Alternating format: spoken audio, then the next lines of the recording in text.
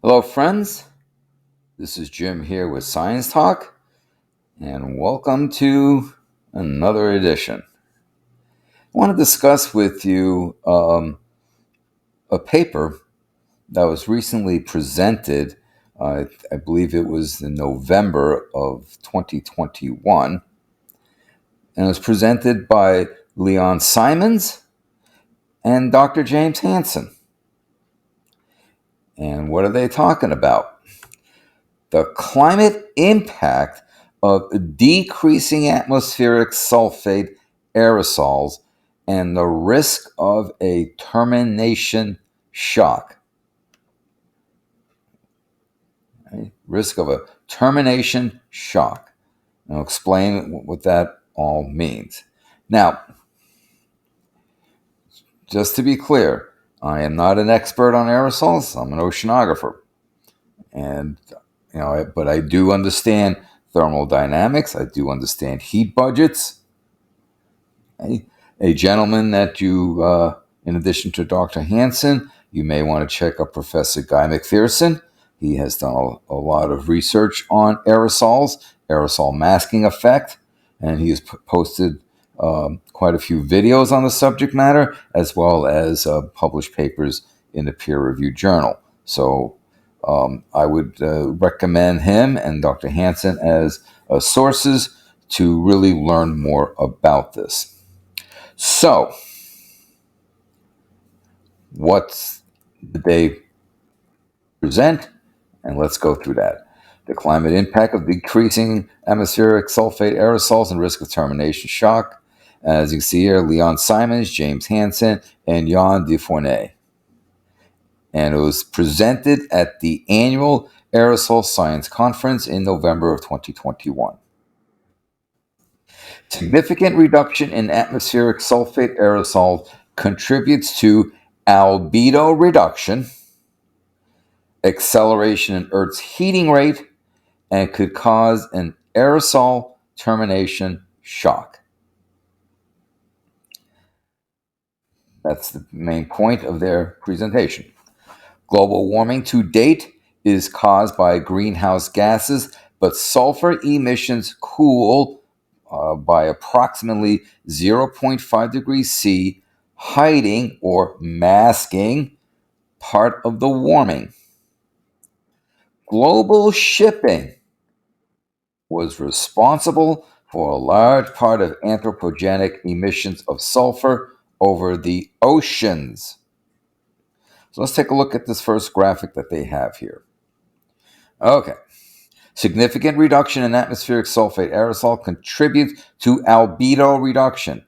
That means that more heat energy is absorbed at the Earth's surface, be it on land or in the ocean, as opposed to increased albedo means increased reflectance of heat energy back into space. Well, reduce the sulfate emissions. Albedo reduces, more heat is absorbed, more heat energy is absorbed by Earth's surface. And therefore, that accelerates the heating rate and could cause this termination shock. So over here, what are the main drivers of global warming? Sulfur dioxide is causing about a 0.5 C aerosol cooling. Emissions reduction can cause additional warming.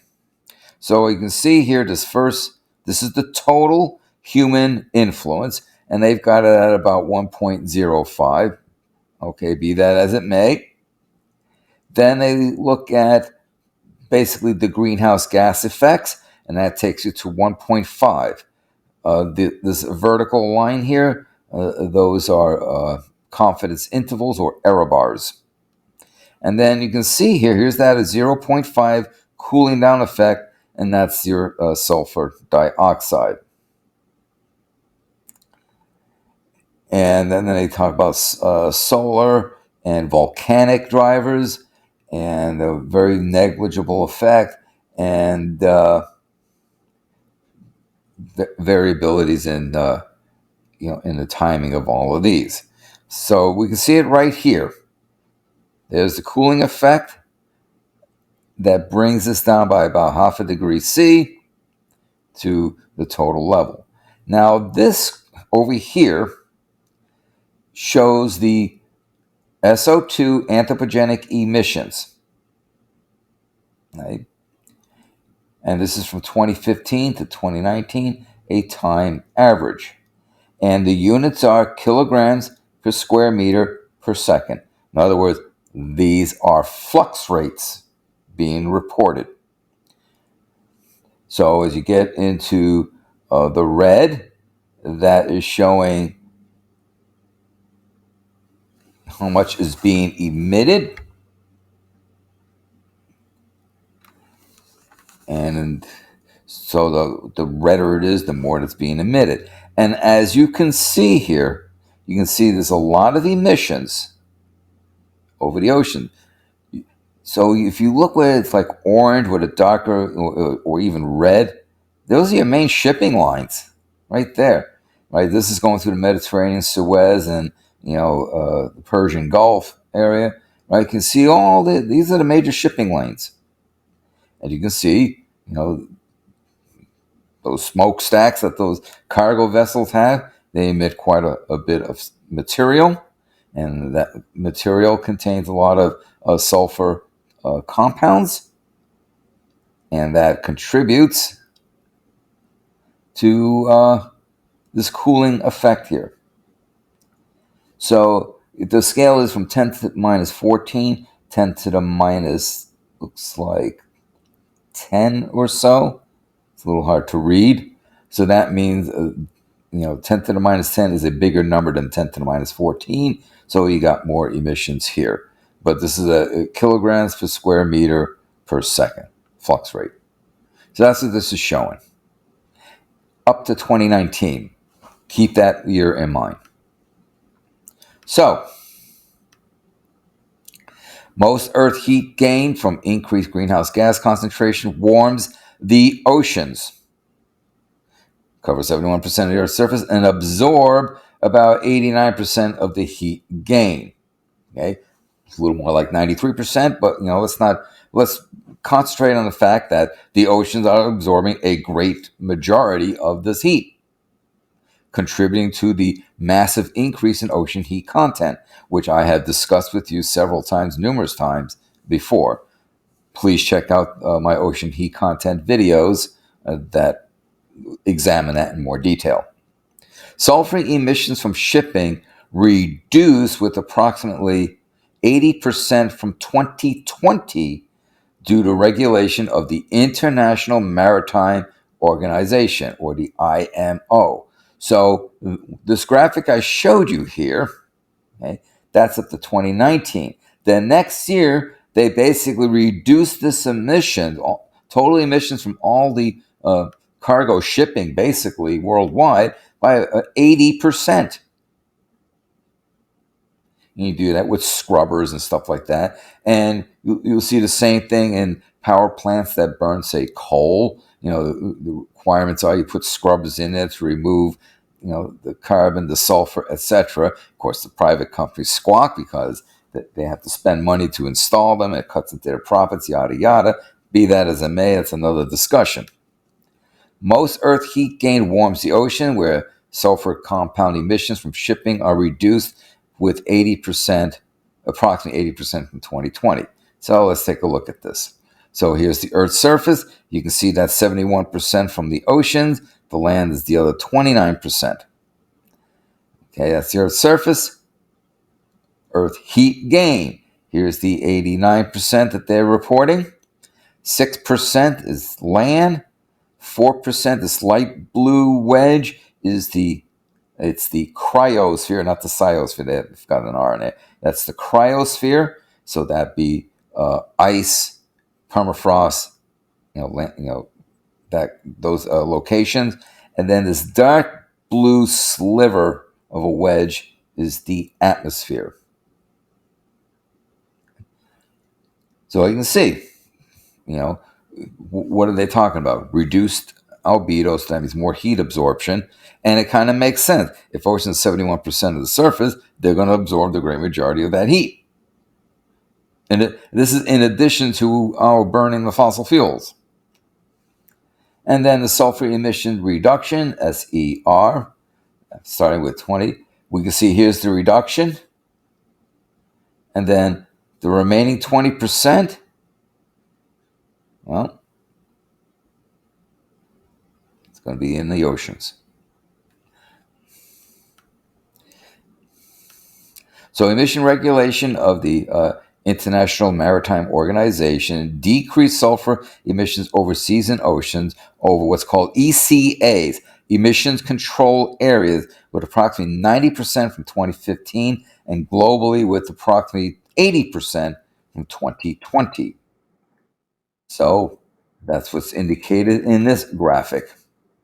And so we see the global, we see, a reduction to this level, then a further reduction. So we had a reduction of, looks like, about 2011, 2012, then in 2020, there's that other reduction. And here are the emission control areas. As you can see, they've have been doing some reductions a little earlier than global. So the emission control areas are indicated here. So you can see between the UK and Scandinavia is the Baltic Sea, right? And then both coasts off the North American continent. And then this is shown, looks like Puerto Rico, so an area around Puerto Rico. Now this is showing you the percent sulfur and how it's been reduced starting in 2000. Models show large uncertainties in the effect of this approximate 80% reduction in global shipping. The low end wouldn't be measurable and the high end could result in rapid regional and global warming. Okay, so let's take a look at this graphic here. And on the side here are several peer-reviewed papers, a whole bunch by Lauer et al., 2 papers in 07, actually 3 papers in 07. And then we have Partinen et al. With a couple of papers in 2013, and so on and so forth. And ERF stands for effective radiative forcing. Okay, so here are the model estimates. And the units are watts per square meter. Okay. And as you can see,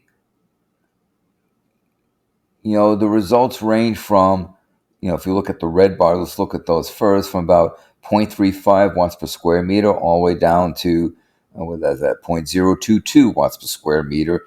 A couple other papers here, they have it up to half a watts per square meter, or down to 0.42 watts per square meter. So you have, this based on modeling here. So now the question is, why is there a range?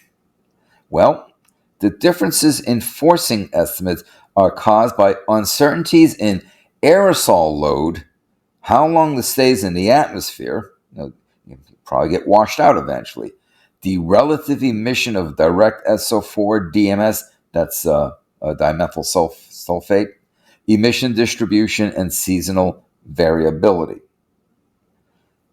These will all affect the effective radiative forcing. For example, if you have large particles, like, for example, what volcanoes may put into the atmosphere, larger particles, okay, so there'll be a higher albedo, so we have a greater cooling effect, but they may settle out of the atmosphere sooner, so the effect will be short-lived and more local, more regional. The smaller the particle, the more suspended it can be in the atmosphere, and the more widespread it could be. So therefore, it will persist longer. It could have a increased cooling effect. And these sulfur particles that are being under consideration here are the result of burning the fossil fuels. So it's not just CO2 and water vapor. You have these little particles of some sulfur compound also emitted into the atmosphere. And that's what being considered. And they're very much smaller than say volcanic issues. They can definitely be spread better by prevailing atmospheric flow. persist longer, and so forth. And will have a increased cooling effect. The past 2 decades saw an albedo decrease, which allows more heat to be absorbed at the surface, increase in planetary heat uptake, coinciding with the decrease in anthropogenic sulfur emissions. Okay, so let's take a look at this graphic here. Right? So this was the statement I just read for you. This trend could accelerate further with more sulfur compound emission reductions and an aerosol termination shock whereby rapid anthropogenic aerosol emission reduction cause rapid global warming cannot be excluded. Now, this first graphic here is important. Sulfur dioxide emission reductions. The sulfur dioxide is given here in red. Okay, the gray is basically total emissions, all the greenhouse gases, etc. So starting in, as we can see here, we have looks like 20-year increments here. So 1860, 1880, 1900, 20, 40, 60, 80, 2000, and 2020. And as you can see, we're starting to try and reduce sulfur emissions starting in about 1980. And then we have a really sharp, it's been decreasing ever since. So this is showing the trend in the sulfur reduction. This here shows the trend in the decrease in the albedo. This is given in watts per square meter, and the scales here are simply, millions of tons of carbon per year. So this is just telling how many tons of carbon per year. This here is giving you starting in 2000 to 2020 watts per square meter. And we got some seasonal effects here, but when you fit the regression lines, right, the blue represents the sulfur, by the way, and the black represents overall emissions here. Well, when you look at both regression lines show a negative slope, the aerosol shows a greater slope. So in other words, the aerosol is a larger contributor to the decrease in albedo. That's what this is telling us here. All this gray stuff here, this is 95% confidence intervals. Then this shows the planetary heat uptake. Okay. And again, this shows seasonal variabilities, reflecting summer, winter, right? Low points here. The dashed line are the, based on different modeling, the dashed line is the regression line. For the red and the blue, they track pretty darn closely. But you look at this, and we have positive slope, telling us that there is a planetary heating taking place. Reduce the sulfur emissions, albedo reduces, planetary heating commences, or planetary heating is added on. We're already heating up the planet, reducing the aerosol, which reduces the albedo even further, contributes to the overall heating. That's basically what they're showing here. This trend could accelerate further with more sulfur emission reductions. An aerosol termination shock, whereby rapid anthropogenic aerosol emission reductions cause rapid global warming, cannot be excluded. And they show a couple of little modeling here, cause, process, effect, powerful sulfur mitigation policy, low sulfur fuel and scrubbers available, both lead to compliance with the legislation being passed that you have to reduce the sulfur. And if you have significant cooling of sulfur aerosol, sulfur reduction is the process, causing considerable net warming. Both of them lead to this net result of termination shock. So, as I just mentioned, the reflection of the Earth albedo is decreasing. Sulfate emission reduction could be a leading cause. With less solar radiation reflected back to space, warming is further accelerating. Ship sulfate emission reduction contributes to rapid albedo decrease over the North Pacific and Atlantic Oceans. Compliance to low sulfur fuel regulations for shipping looks very strong based on inspections of compliance, low sulfur fuel sales, and scrub installation. Let's take a look at this graphic first. Okay. So the NPO is the North Pacific Ocean. This blue is global. The NAO is the North Atlantic Ocean, not the North Atlantic Oscillation. Here it means North Atlantic Ocean. And then they give you the dashed lines. The blue dashed lines of global trend. The I guess that's what, orange? The orange is the trend for the North Pacific, and the gray is the trend for the North Atlantic. And now they're measuring on the vertical scale the albedo. So the lower the number here for the albedo, that means there's more heat energy being absorbed or less heat being reflected to space. And we can see clearly, again, there's some seasonal trends here, but we see from the dashed line for both over the North Pacific and over the North Atlantic that there is definitely a decrease. There's a decrease in the albedo, which means less energy reflected back to space, more energy absorbed at the surface. And we can see how it affects globally. Also, a regression line with negative slope.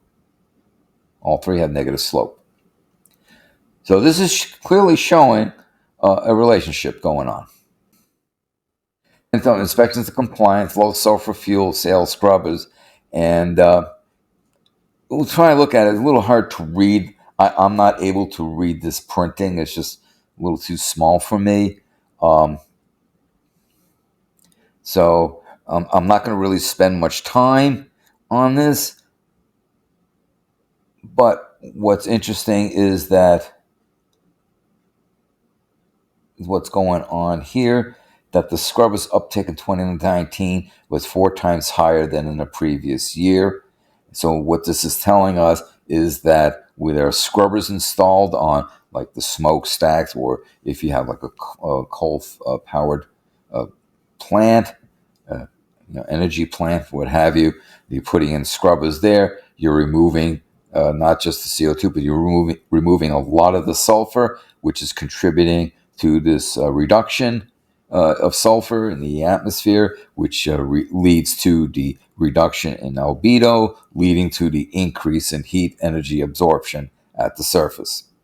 So this is probably the interesting panel in here.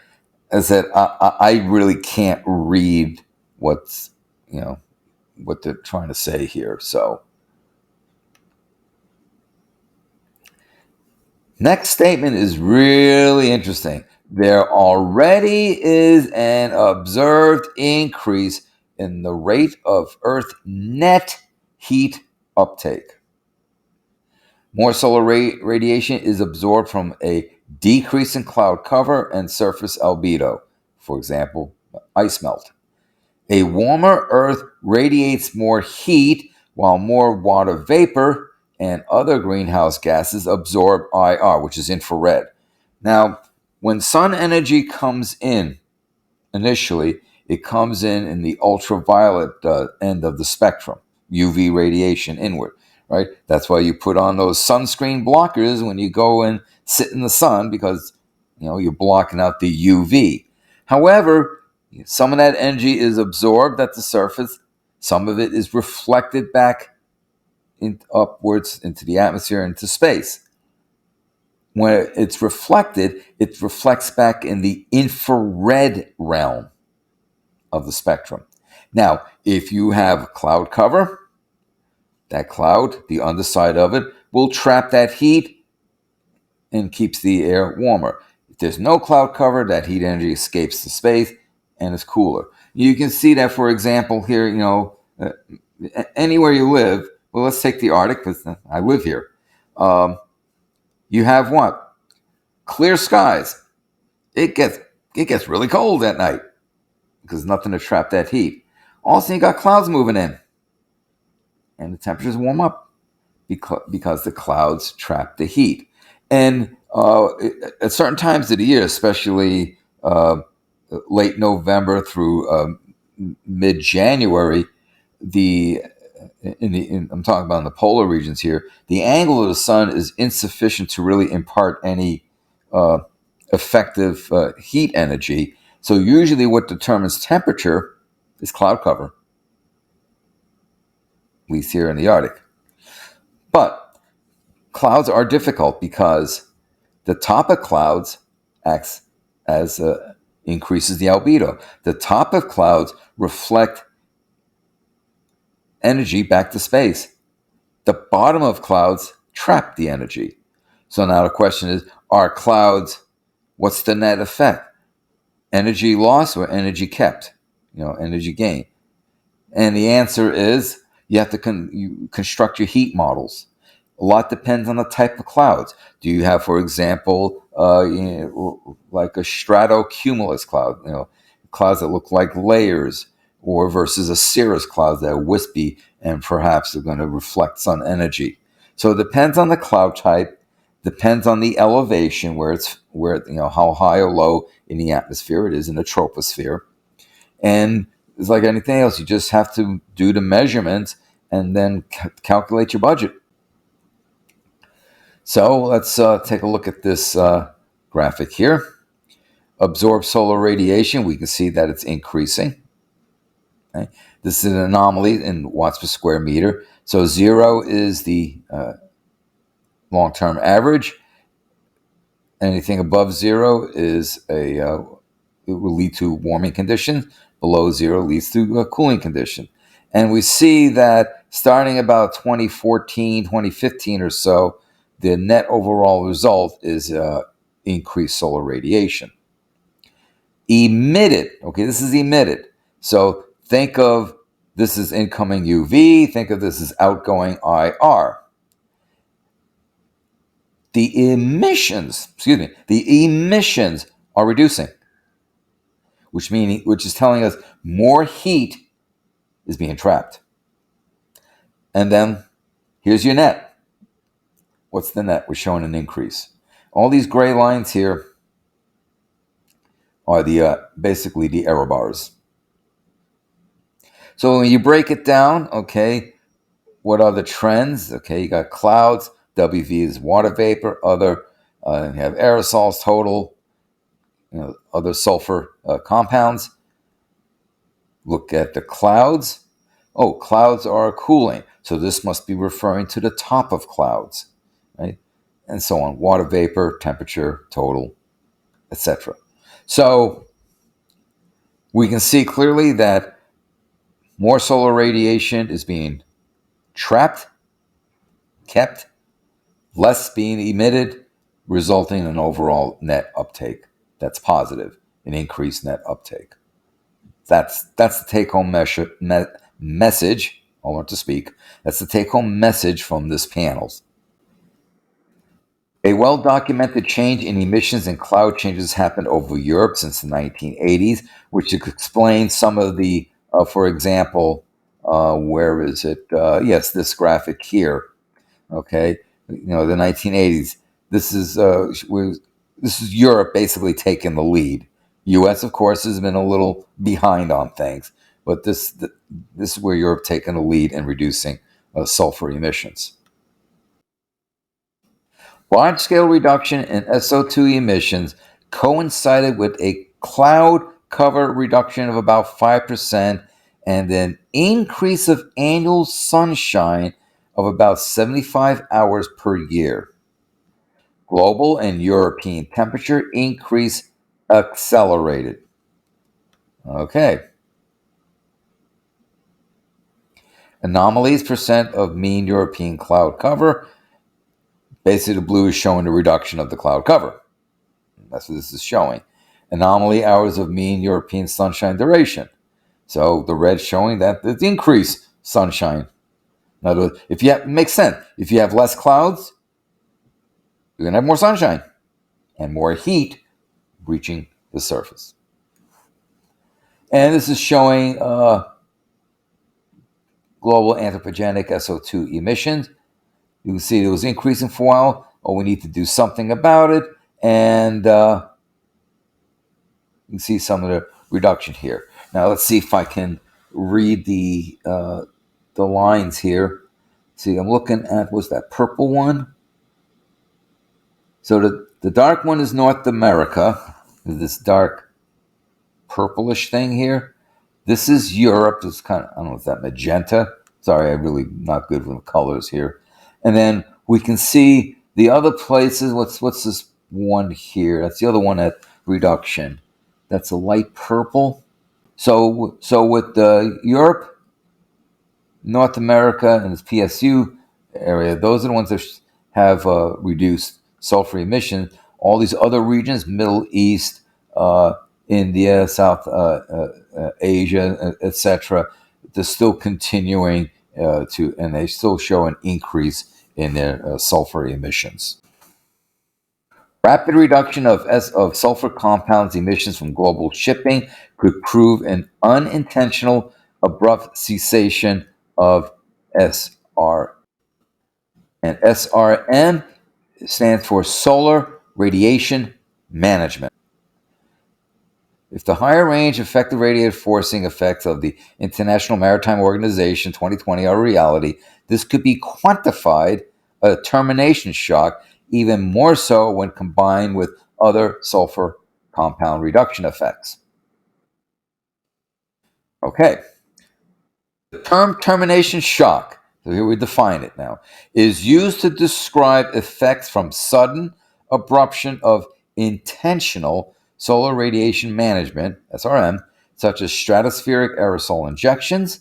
Past and current anthropogenic sulfur compound emission could be classified as unintentional solar radiation management, and rapid abruption could cause a similar thermal shock.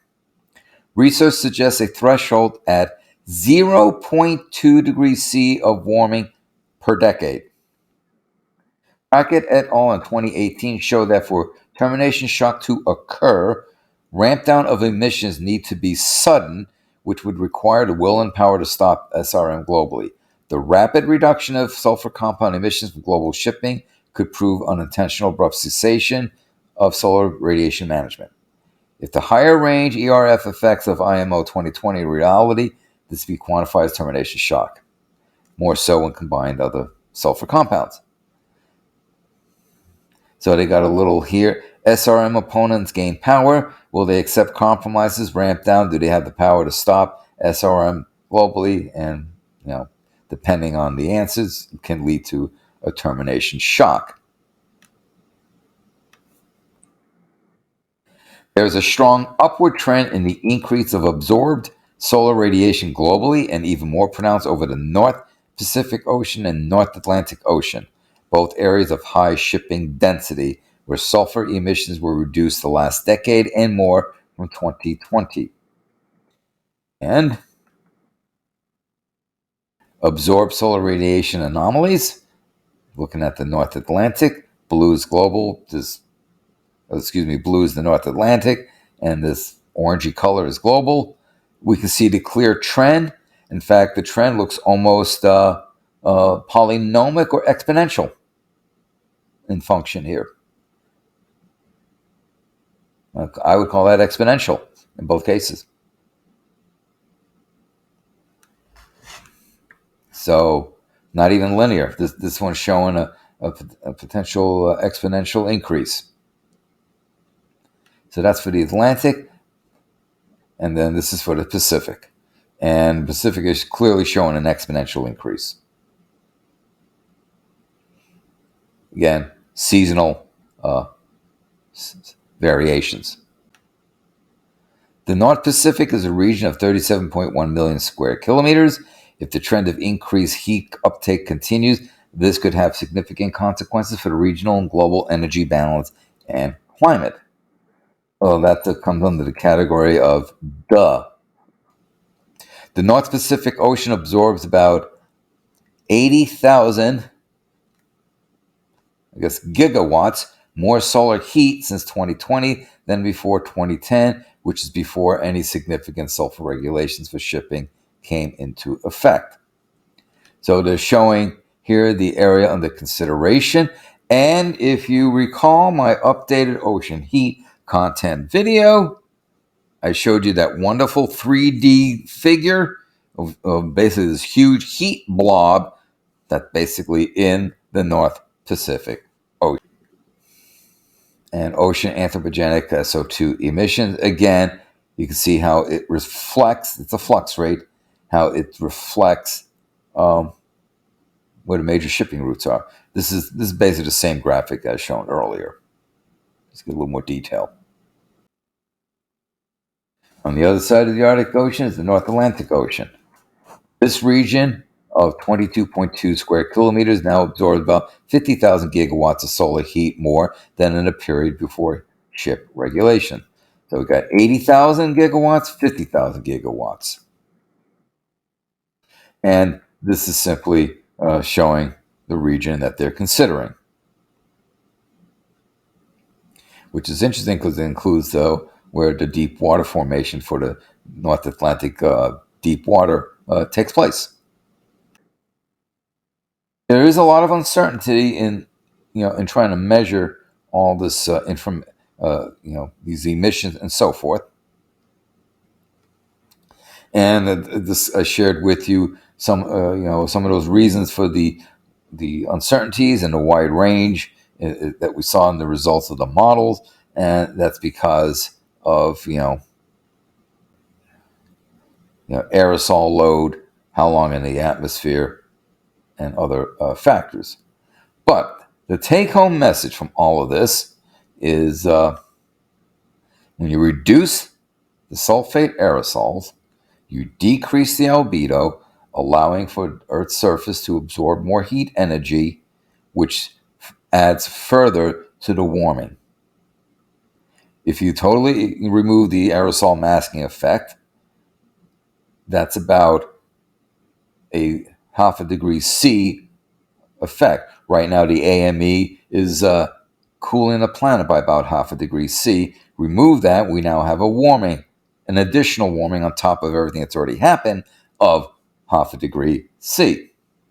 So basically, and and we're setting up power plants. It's not just shipping, but power plants to take out the sulfur. We're trying to refine low sulfur crude oil to reduce the sulfur. Before you put that fuel into your vehicle. Okay, so we're trying to reduce these emissions, and in addition, improving gas mileage. We're going to electric vehicle and so on. So what's going on here? If you burn fossil fuels, you warm the planet. You try to reduce fossil fuels, reduce the sulfur that gets inputted into the atmosphere, you warm the planet. Damned if you do, damned if you don't. Either way, the warming continues. So when you hear, people say, well, if we got to, net zero, we can keep the planet warming under 2 degrees. That's a load of crock. And as they told us very clearly here, and as I've told you very clearly, look at all that heat in the oceans. That's just waiting to diffuse to the atmosphere. We're screwed, folks. The planet's just going to keep warming. And and don't forget to factor in all the positive feedback loops, like what's going on with the thawing permafrost and so forth. So there's the contribution to the climate equation as to the role of sulfate aerosols. Right now, their presence is keeping the warming a little bit lower by about half a degree. But as we reduce the sulfur compounds put into the atmosphere, make for cleaner, power plants that utilize coal, don't burn or refine crude oil low in sulfur compound, etc., we're still going to warm the planet. No matter what we do, we're still going to warm the planet. And there's enough thermal energy, thermal inertia in the system to continue the warming. Can't argue with thermodynamics. So I hope you found this informative. And there you have it. Reduce the sulfur, reduce the albedo, increase the warming. Lovely. So until next time, thank you for your time. Hello, folks. This is Jim here with Science Talk, asking you to please subscribe to my channel and to inform others of my channel and of the work that I do. Please share to social media platforms that you use. Also, as a reminder, don't forget to click the bell so that you know when I load up more videos. Finally, I ask that you support the work that I do by becoming a patron at patreon.com. Details in the description box below. Thank you for your support.